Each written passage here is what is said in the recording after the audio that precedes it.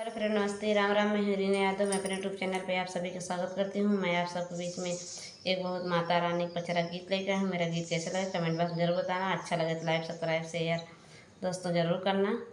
जय माता की।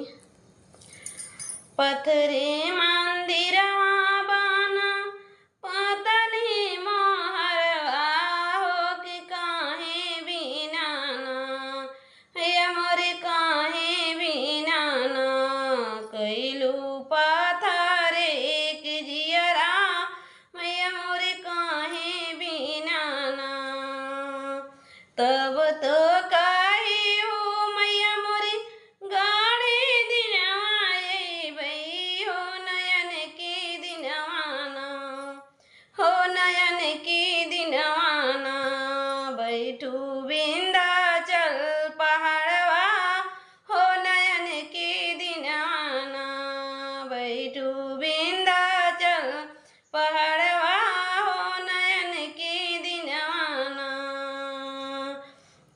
पथरी मंदिरवा बानी पतली मोहरवा होन आहे बिनाना मैया मोर कैलो कठोर जियरा हो कि काहे बिनाना तब तो काहे हो मैया मोरी गाढ़े दिनवाए भई हो नयन के दिनवाना हो नयन के दिनवाना बैठू दुर्गा माई अपने थनवा हो नयन के दिनवाना बैठू दुर्गा माई अपने थनवा हो नयन के दिनवाना तब तो कही हो शीतल माई गाढ़े दिनवाए भई हो नयन के